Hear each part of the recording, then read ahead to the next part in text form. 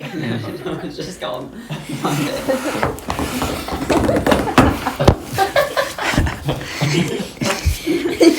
Okay, Okay. let's be serious now. Yeah. It's home time, man. No, that's a joke. Okay. Okay. Oh, what have you? So which page? 117 now, I'm telling you. I'm not kidding. 117, yeah. And I've lost 111 calories. 111 calories. Where? This morning? Seriously? Right now? Yeah, look. By sitting. Wow, that's about that? interesting. And how about that? No, this morning Wes was asking me, wake up, 7-Eleven, so have communication. What's the deal with 7-Eleven this morning, 117. I said 3 things with him, I started 117, so Oh yeah. that's interesting. Yeah, our recent stuff. Anyway, which page we're on? We're on 341 is where we left off. 41. I'll just move to the next person Okay. on 343. Thomas Elliot. No. Oh, that's an interesting character. 343? Yes. Yeah, just where it Okay. is to start. Okay. Now, slowly with your please turning, please. I'm recording everything. I'm joking. Okay. Let's start. T.S. Eliot. Thomas Stearns Eliot. 1888 to 1965. Was born in St. Louis, Missouri, where his father was a brick manufacturer, his mother a poet and biographer. Elliot entered Harvard in 1906 and began graduate studies in philosophy in 1909. He wrote his first major poem, The Love Song for G. Alfred Prufrock, while still at Harvard. Elliot also studied modern poetry, comparative religions, French, and what? Sanskrit. What does that mean? I think it's an Indian language. Okay, Sanskrit. Traveling to London on a fellowship, he met Ezra Pound, whose friendship was highly influential. He hastily married an English woman, Vivian Haywood, who suffered from health problems, the nervous disorders, which led to their separation in 1932. During those difficult years, Elliot worked extremely long hours as a bank clerk and Lloyd's of London. At night, he dedicated himself to writing. He left banking in 1925 to join the publishing firm for Faber, where he worked for the rest of his life. During the 1920s, Elliot experienced a growing religious faith, and in 1927, he received baptism in the Anglican Church the same year that he became a British subject. In 1948, Elliot won the Nobel Prize based upon such accomplishments as The Waste Land, The Four Quartets, and his critical works. Oh, so that's the first song. Okay, T.S. Let's read this one. Yes, a long one. That's a long one. It's a really long one, yeah. Very He has long a one. lot of pretty long. Well, This guy covers like several pages. Yeah. so he's good. We're productive. We're gonna read this one anyway. The first one made him famous. Is that right? The love song. Okay, I'm gonna start first. Then you can continue. So, I want to read it. This is a very interesting language. I had no idea what it is about, but I'm gonna read it. I think it's Italian maybe. So. The love song for G. Alfred Prufrock. Sio credicis mea resposta fosse apposonarci mai temasse al mondo questa fiamma staria senda più scorse. Well, Noah should do better because he listened to opera all the time. So finishes 3 sentences, You have to sing it that way. continues. Yeah. Ma percio che chiamai di questo fondo. Non tornò vivo alcun. Si odo il vero. Senza tema di infamia ti rispondo. Okay. That means if I thought... Oh, you want to read that? Excuse me. Yeah. Read the notes. Yeah. Okay. The epigraph is from Dante's Inferno. If I thought my response would be to one who would ever return to earth, this fire would remain unmoving. But no one has ever returned from this gulf alive. If what I hear is true, I can answer you without fear of infamy. Okay, I'm gonna read 2 pages. Next person reads it. Next 2 pages. Go from that order. Let's go, then, you and I, when the evening is spread out against the sky, like a patient etherized upon a table. Let's go through certain half-deserted streets, the muttering retreats of restless nights in one-night cheap hotels, and sawdust restaurants with oyster shells, streets that follow like a tedious argument of insidious intent to lead you to an overwhelming question. Oh, don't ask. What is it? Let's go and make our visit. In the room, the women come and go, talking about Michelangelo,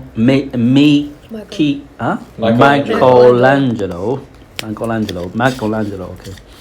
The yellow fog that robs back upon the window panes, the yellow smoke that robs its muzzle on the window panes, licked its tongue to the corners of the evening, lingered upon the poles that stand in drains, let it fall upon its back, the soot that fall from chimneys, sit by the terrace, made a silent lip, and seeing that it was a soft October night, curled once upon the horse and fall asleep. Indeed, there will be time.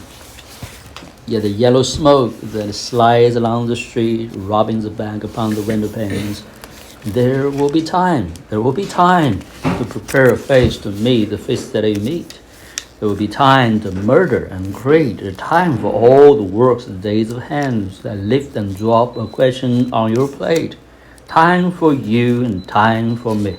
And time yet for 100 indecisions and for 100 visions and revisions before the taking of a toast and tea. In the room, the women come and go, talking about Michelangelo. What? Michelangelo. Indeed, there will be time to wonder, do I dare? And do I dare? Time to turn back and descend the stair with a bald spot in the middle of my hair. They will, well, whose hair is that? They will say, how is his hair growing thin? My morning coat, my collar, mounting firmly to the chain, my necktie rich and modest, but asserted by a simple pin. They will say, but how his arms and legs are thin. Do I dare disturb the universe? In the midst, there is time for decisions and revisions, which a minute will reverse. Well, I have known them already. I have known them all already. Known them all. I have known the evenings, mornings, afternoons. I have measured out my life with the coffee spoons. I know the voices dying with a dying fall beneath the music from a farther room. So how should I presume? And I have known the eyes already, known them all, the eyes that fix you in a formulated phrase. No, I'll continue.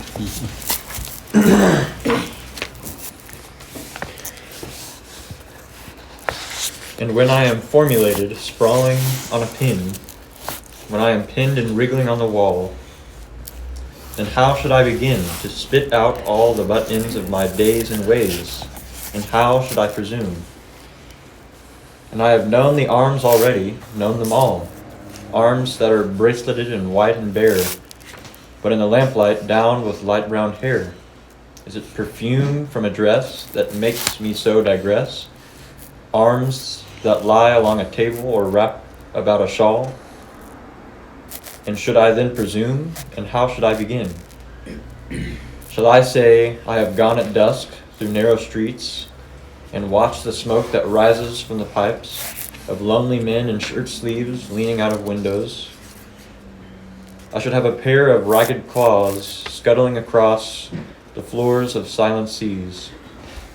And the afternoon, the evening, sleeps so peacefully, smoothed by long fingers, asleep, tired, or it malingers. Stretched on the floor here beside you and me, should I, after tea and cakes and ices, have the strength to force the moment to its crisis? But though I have wept and fasted, wept and prayed, though I have seen my head grown slightly bald, brought in upon a platter, at the command of King Herod, John the Baptist was beheaded. His head was brought on a silver dish to please Queen Herodias. I am no prophet, and here's no great matter. I have seen the moment of my greatness flicker, and I have seen the eternal footman hold my coat and snicker, and in short, I was afraid. And would it have been worth it, after all? After the cups, the marmalade, the tea, among the porcelain, among some talk of you and me, would it have been worthwhile to have bitten off the matter with a smile, to have squeezed the universe into a ball? Must have been inspired by another poem, I think. Yeah, read it. There is a... Universe into a ball, Mm-hmm. Marvel, which is a poet, I guess, to his coy mistress. Let us roll all our strength and all our sweetness up into a ball, and tear our pleasures with rough strife through the iron gates of life. Another ironic echo from the Carpe Diem theme. So, Carpe Diem means you only have one life to live it well or something. Is that right? think so. Okay. To roll it towards some overwhelming question, to say, I am Lazarus. Of course, we know the comment's just about, we know what Lazarus is there. Yeah. Come from the dead, come back to tell you all, I shall tell you all. If one, settling a pillow by her head, should say, that is not what I meant at all. That is not it at all. And would it have been worth it after all? Would it have been worthwhile after the sunsets and the dooryards and the sprinkled streets, after the novels, after the teacups, after the skirts that trail along the floor, and this and so much more? Is it impossible to say just what I mean?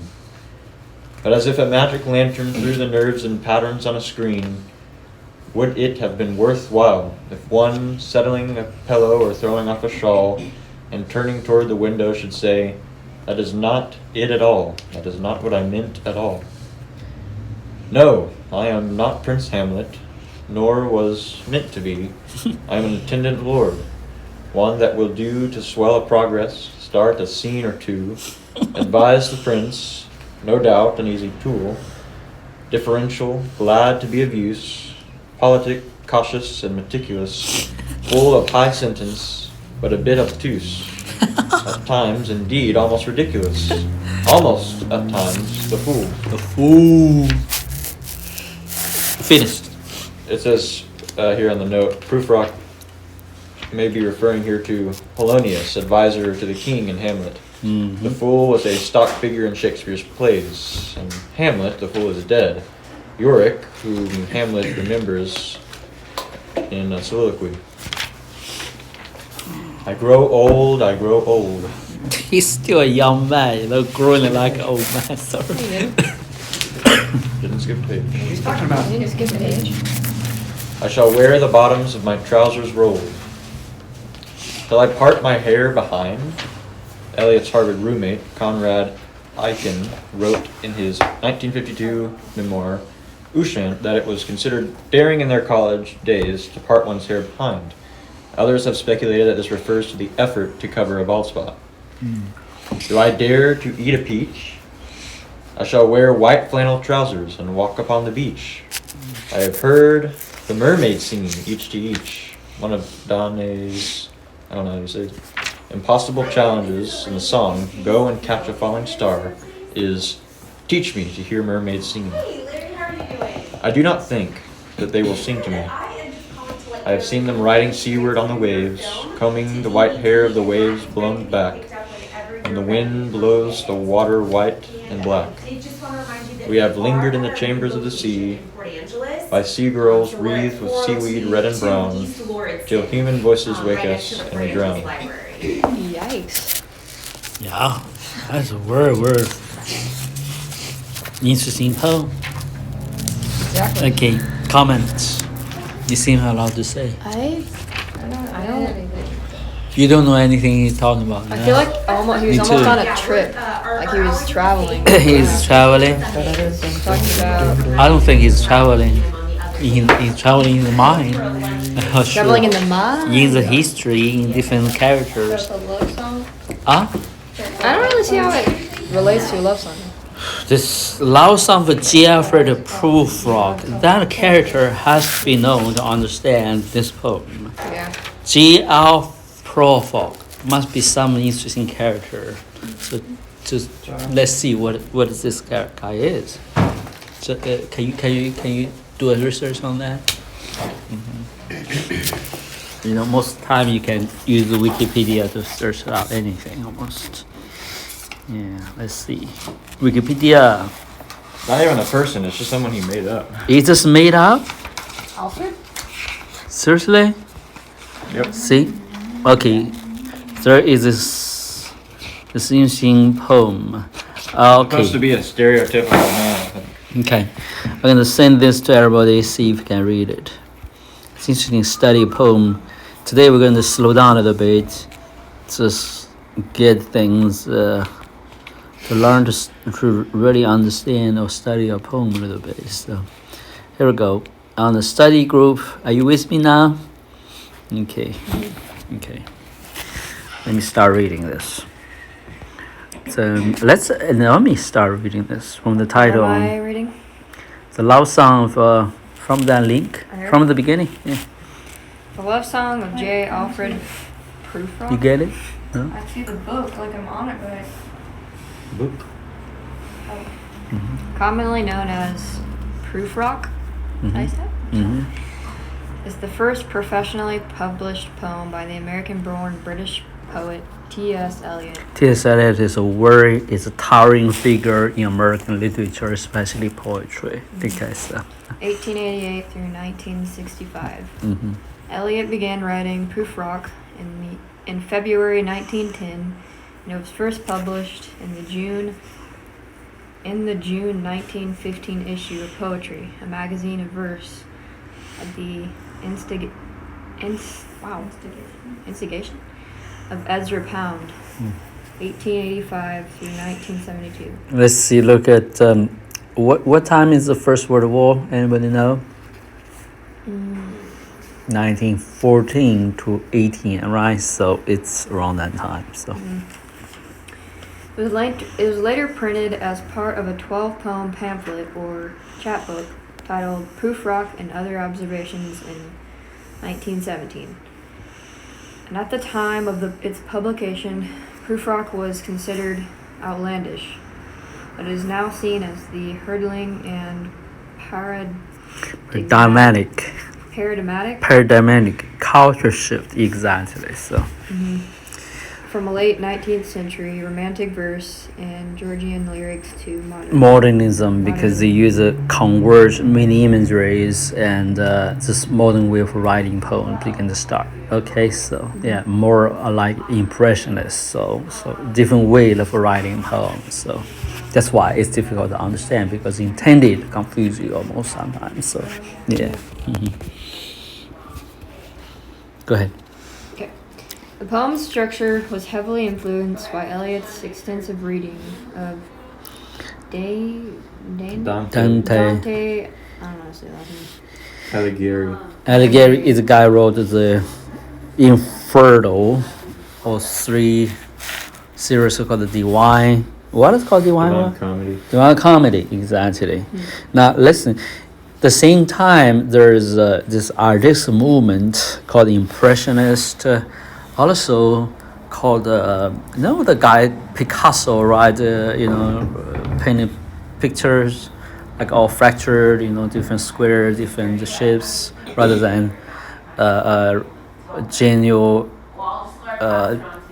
representation of real picture. He just fractured everything, right? So that's a weird literature or artist movement around that time in Europe. So Elliot was having caught in the middle of it. So go ahead, yeah. So he makes several references to the Bible and other literary works, including William Shakespeare's play Henry IV Part 2 or 4, Part 2, Twelfth Night, and Hamlet, the poetry of the 17th century metaphysical poet Andrew Marvell, and the 19th century French symbolists. That's interesting. Elliot narrates the experience of Prufrock using the steam of Consciousness, exactly. technique developed by his fellow modernist writers. The poem describes as a drama of literary English. It's a dramatic interior monologue of an urban man, stricken with feelings of isolation and incapability for decisive action that is said to epitomize frustration and impotence of the modern individual. Impotence.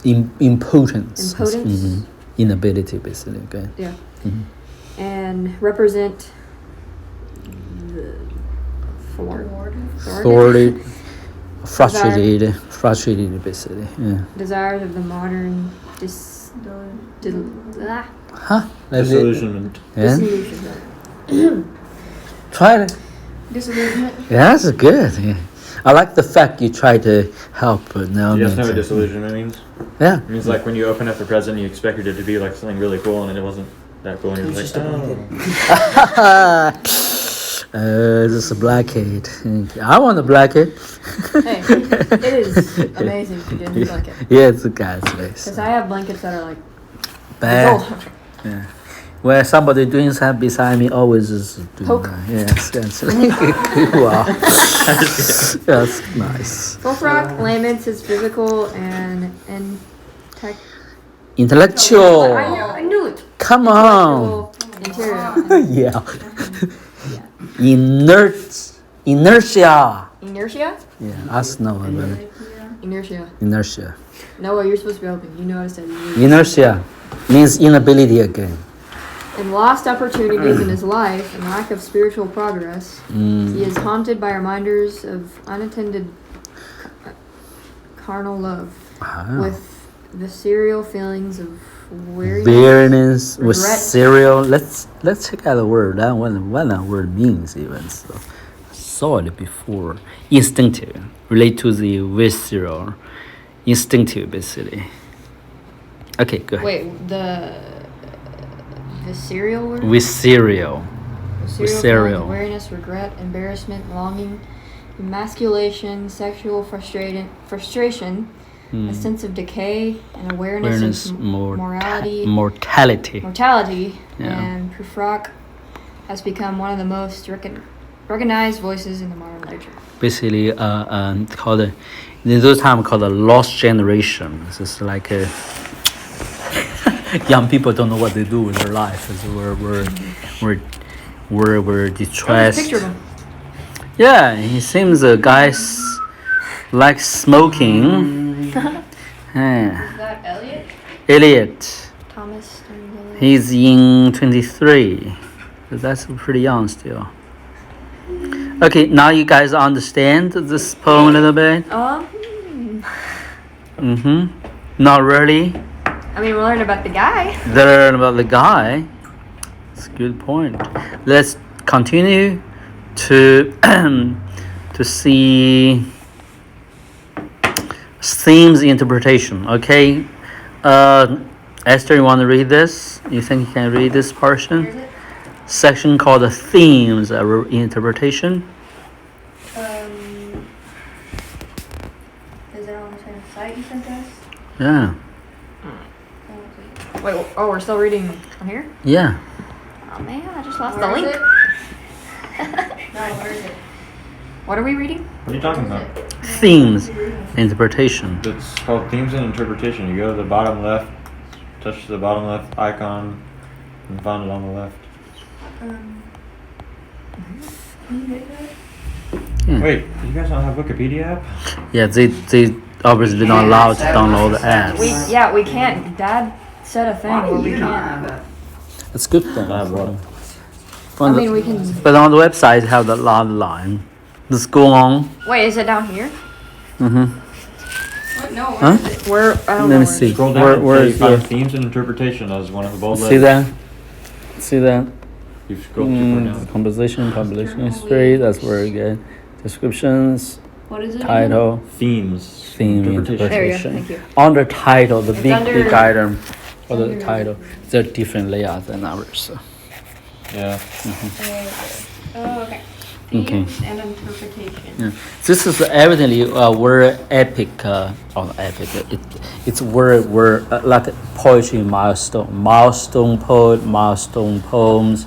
We might want to do a little study to see the change of one age of poetry to another, almost. So you might not interested. Here, I'll You can get it What's it under?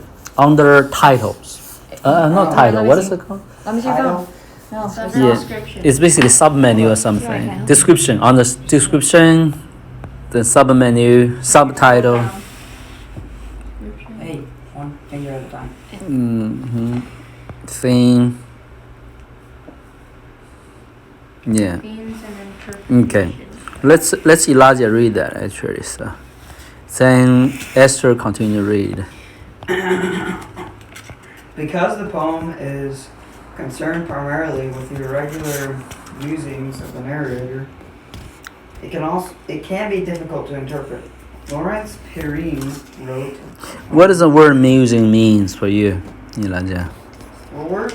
Using. Musing of the narrator. No idea. Never heard Amusing? that word. Like amusing? That's what I thought. I didn't know what to tell you what musing You think means. it was like thoughts, really? Yeah. Contemplation. Trains of Mhm. thought. Continue, please. The poem presents the apparently random thoughts going through a person's head within a certain time interval. In the transitional links are physiological rather than logical. This stylistic choice makes it difficult to determine exactly what is literal and what is symbolic. On the surface, a love of song J. Alfred Prufrock relays the thoughts of a sexually frustrated middle-aged man who wants to say something but is afraid to do so, and ultimately does not. The dispute, however, lies into whom Prufrock is speaking. Whether he is actually going anywhere, what he wants to say is, and to what various images refer. The intended audience is not evident. Some believe that Prufrock is talking to another person or directly to the reader, while others believe Prufrock's monologue. What inspired to love? I don't know just why I said it. That's the way it's. Is internal. Okay. Perrine writes, the you and I of the first line are divided parts of Prufrock's own nature, while Professor Emerita of the English Ludwig Blasting Blazing suggests that the you and I refers to the relationship. I think the most funny person in the whole group is this little girl. She's real cool. Yeah, she's very She's funny. real cool, but she understands every joke we're talking about. So that's nice. Very small. Yeah. So no wonder you get frustrated with monologue. the girls, alright? So, Monologue. Okay. Wonder. That's how you say it if you're French. Hey. hi, Hey, hi. Hey. Somebody's reading, man. refers to the relationship between the dilemmas of the character and the author. Similarly, critics dispute whether Prufrock is going somewhere during the course of the poem. The Ah, first half of the poem, Prufrock uses various outdoor images. that's a very Sky, good one. Streets, cheap restaurants and hotel, fog. That's where you guys going. Cheap And restaurant. talks about how there will be a time for various things before the taking of toast and tea. And time to turn back and descend the stair. Hmm. I think this guy is living in a whirlpool hotel or some dormitory.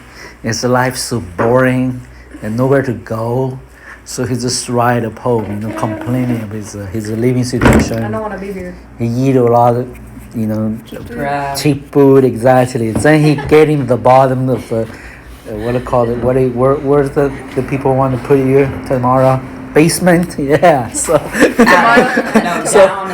so he was tired of that place quarter. He said, "Well, that is like inferno to me, like hell to me, So, so he was not happy, young man, I believe. So it's boring. So. Middle-aged man. Yeah, it's not middle age this time. He was in Harvard. He was only 20-some years old. Because you're in So. Harvard doesn't mean you're young. So anyway, No, it was in Harvard. go ahead.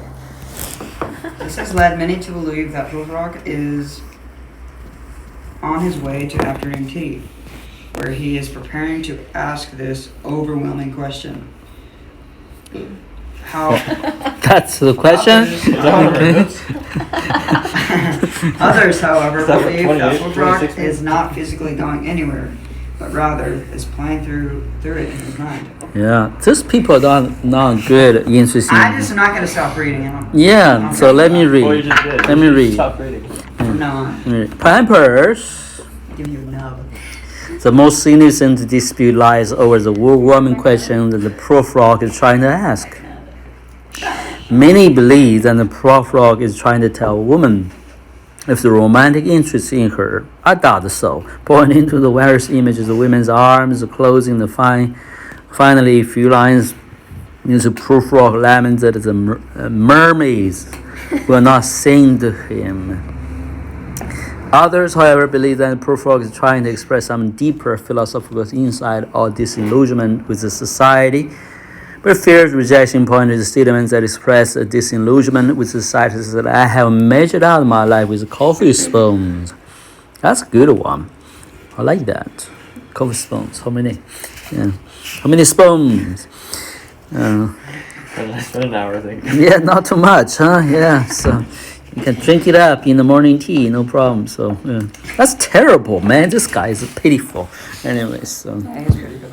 life, Why are you still reading about him? he made a beautiful life, rich life into something miserable, So that's only poets can do that. That's when I began to hate poetry or some kind of poetry because they make life so miserable to themselves. I try to tell people life is so bad. The whiners, basically. Yeah. Yeah.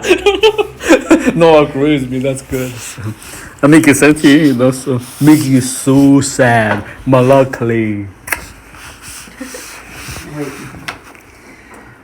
Do you know the word melancholy? No. I don't know what you're saying. You don't know what I'm saying. Melancholy? Melancholy, yeah. Sorry. That's a very good one. What? Repeat again. No, wait, I want to hear how you say it. Melancholy. Getting directions to Milwaukee. Melancholy. That's a good one. Okay. That's very good.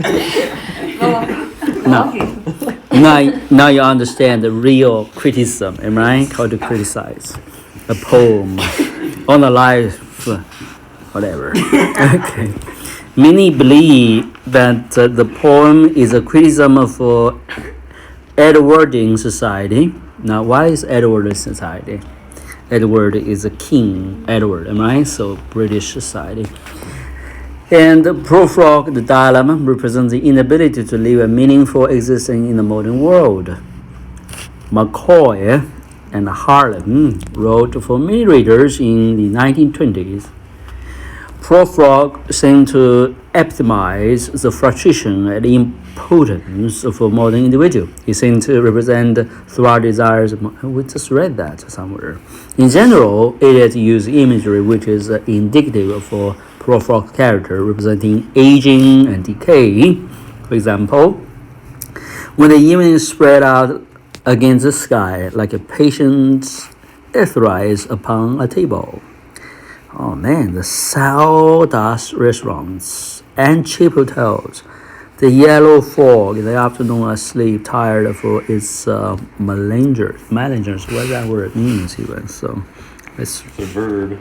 it's a verb. Pretend to be ill. Manager. Are reminiscent of languor and decay. What does languor means? Languor. Languor, Stillness. Lassitude. lassitude. Fatigue. While Prufrock's was concerned about his hair and teeth, and all the mermaids combing the wild hair, the waves blown back, and then blown the water white and black. Shows his concern over aging. I still don't know who this character is. This a made out character? Well, yeah, of course. Yeah, it's a made-up character completely. Totally made The up? person That's does not true. exist. Okay, I thought it was a. That's not himself then. No. You know what? That might be somebody he know. Oh, imagine he know. thought we were talking about him. Yeah, he just wrote a poem talking about the miserable basically. Well, anyway, that poem is hard to decipher. So let's read another one. Noah, give us a good one to read from this poet. Okay, you guys have to make a statement by your noises. A game of chess. Yeah. Game chess, where is it? Where's that? 354. 54. That's a good one. Well, you don't like this 234? guy? Yeah? 234? Yeah. 350. Okay, we can move on. How about the blue girls? You like the blue girls? Wait, what page is that on? That's going to be in page 371. Blue girls. Let Esther read that one. And the next one's that boy. 371. Dead boy. Yeah, no, it's bad. Mom. Wait, what? We're reading Blue Girls John 371. Manson. Yeah. 371 page. So we're reading Dead Boy. No, we're reading Blue Girls. That's terrible contrast there. So go ahead. Yeah. Okay, Blue Girls. Seems mean. Furling your blue skirts, traveling the sward under the towers of your is that called? Seminary. Seminary. Mm. Go listen to your teachers, old and contrary, without believing a word. Are you guys doing that? I hope not.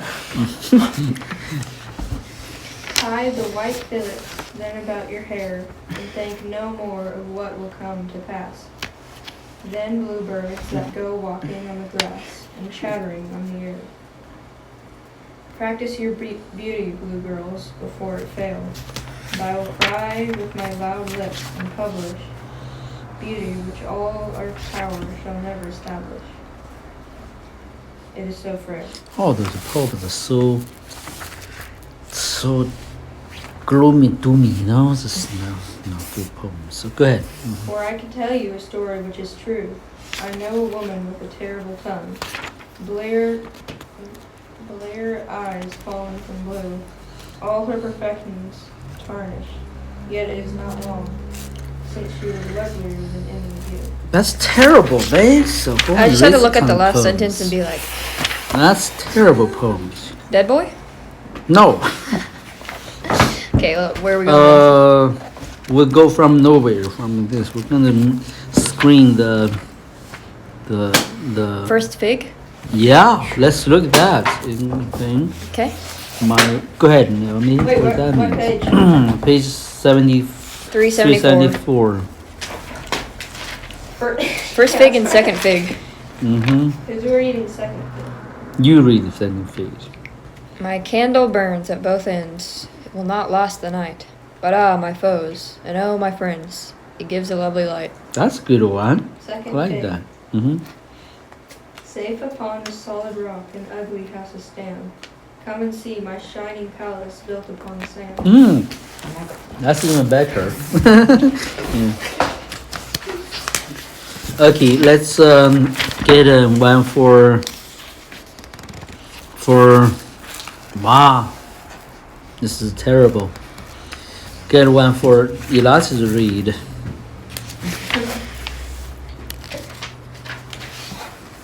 Read this first poem by the same author called Milane. Time does not bring relief. If you can. What page? Page 373. Page 373. Yeah. Time does not bring relief. So I can then wrap it up there. Time does not bring relief. Time does not bring relief. You all lied. Who told me that time would ease me of my pain? I miss him in the weeping of the rain. I want him at the shrinking of the tide. It's a lot of poems. So. The old snows melt from every mountainside, and the last year's leaves are smoke in every lane. But last year's bitter loving must remain. Heaped on my heart, my old thoughts abide. There are 100 places where I fear to go, so with memory they grin. And entering with relief some quiet place, where never fell his foot nor shone his face. I say, there is no memory of him here. You know, stands stricken, and so stands stricken. So remembering him. Well, all those poems are interesting times. So this time is not good time. So